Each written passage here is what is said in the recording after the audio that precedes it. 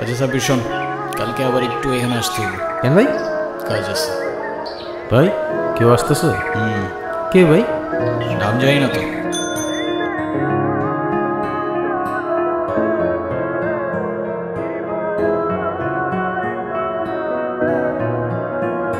এই শোনো, নাম কি? ঋতিকা। সুন্দর নাম তো, কে রাখছো? বাবা। কালকে কি দেখছিলা? কিছু দেখছিলা? এই তো ভালো না। এর কি টিফিন? কে বানাইছে? মা। তোমার মাকে বললেও মজা হয়েছে।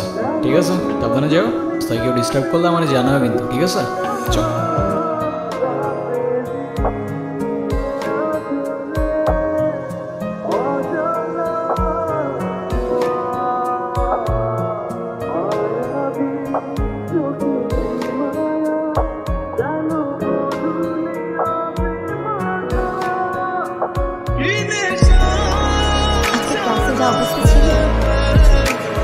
ঋতিকা, এদিকে আসো।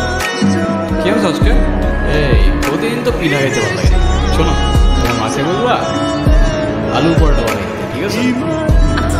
ঠিক আছে, যাও। আপনার নাম কি? আলতাফ। দেখেন, আপনি প্রতিদিন আমার পিছু করেন, আমার এটা খুব খারাপ লাগে। প্লিজ এটা আর করেন না, আমার বাবা জানলে আমার অনেক প্রবলেম হবে। এই নাও, প্যারা নিও না, পিছু করবো না। আর এটা ভারী কেন?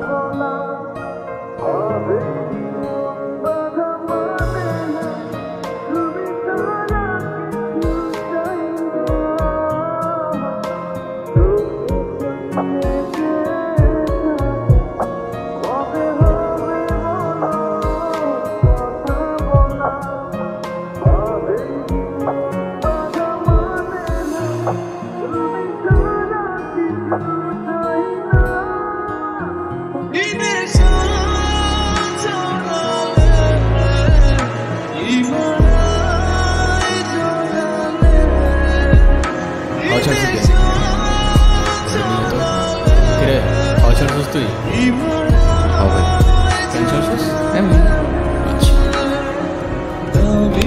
ভাই মারলেন কেন? এমনি। আর ছাড়বি না। আচ্ছা সাব্বির, তুই বাইক নিয়ে যা, আমি আসতেছি পরে।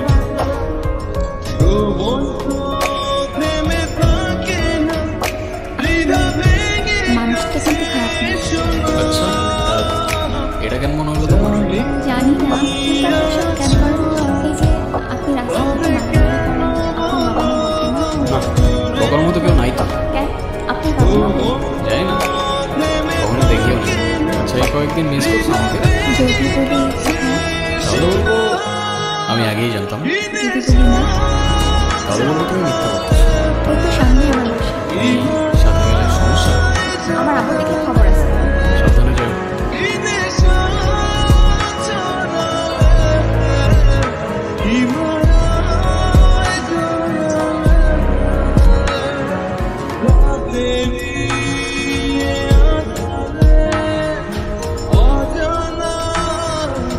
কিছু কিছু গল্প থাকে যেটা বারবার বললেও রেশ কাটে না, আর কিছু কিছু ফিলিং থাকে যেটা শুরু থাকে কিন্তু শেষ থাকে। ওর আমার কানেকশনটাও ঠিক এরকম, ফিল করা যায় কিন্তু ফিলিং বলা যায়। কাকা, এই নিয়ে 2 দিন আসলাম, ধৈর্যেরও কিন্তু একটা সীমা থাকে কাকা। একবার আসো আর 100 বার। আমার জবাব একটাই, আমার জমি আমি দেব না। ভদ্রভাবে বলতেছি, তাহলে ছেলে কিন্তু একটাও আমরা খুব ভদ্র না কাকা। তুমি আসো আর তোমার বাপ, জমি আমি এইটা দেব না। এই কাকা, বাপে যাওয়া উচিত হয় না আপনার। আলতা, তুমি এখানে? বাবা তুমি ভিতরে যাও। আমি জানতাম না উনি তোমার বাবা, আর এসব আমি করতে চাই নাই। আমি আশা করবো আজকের পর থেকে আপনি না আমার পিছু করবেন, না কোনো যোগাযোগ রাখবেন, আর না আমার সামনে আসবেন। আমাকে মাফ করবেন, আমি মানুষ চিনতে ভুল করে ফেলেছি, আমার আগে বোঝা উচিত ছিল। আপনাকে হাতে বুঝিয়ে দিতেছি, কন্যাদানটা আজকে হইলেই ভালো হয়, বাকিটা আপনারা যা ভালো বলতে পারেন। তোর মেয়ে তো আমাদেরও মেয়ে। ঋতিকা, কি হইতেছে বলো? বুঝলাম না আমি, কি করতেছো তুমি? বের হয় কেন? আমি ঋতিকার সাথে কথা বলতেছি। ঋতিকা, তুমি শুধু একবার বলো এসব তোমার অনিচ্ছা হইতেছে, আমি সব ঠিক করবো। এটা করো না ঋতিকা, না তুমি ভালো থাকবা না আমি। আরে আজব কিছু বলতেছো না কেন? তুই যেই হোস না কেন, তোর অনেক ক্ষমতা থাকতে পারে। ঋতিকা, ভিতরে যা, তোরে যেন আমার সামনে আর না দেখি। যা, বেরো। না বাবা, তুমি যা বলছো আমি তাই শুনবো বাবা, প্লিজ আমার। এ ছেলে তোর বাবার গায়ে হাত তুলেছে, তার জন্য তোর মায়া হয়? বাবা আমি ওরেও ছাড়তে পারবো না, বাবা আমি তোমারও ছাড়তে পারবো না। বিয়েটা হোক, তখন একাই সব সামলে নিতে পারবে। তুমি এমনি ব্যাঙ্গা পড়লা আমাকে কি হবো ভাই?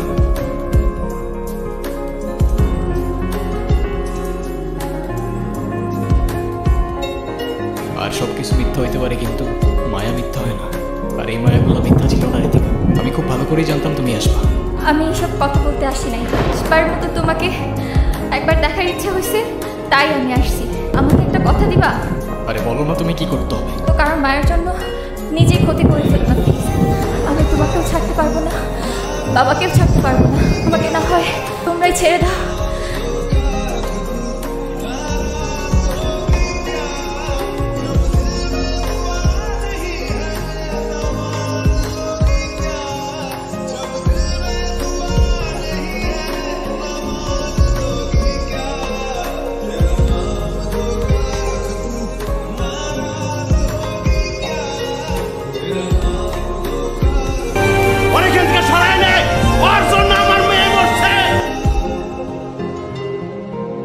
মা বাপ রেখে চলে গেল, কষ্ট হয়নি। সাথের মানুষগুলোও ছেড়ে চলে গেল, তো মনে হয় নাই। তারপর তুমি আসলা, আর সাথে এতগুলা ভালোবাসা নিয়ে আসলাম।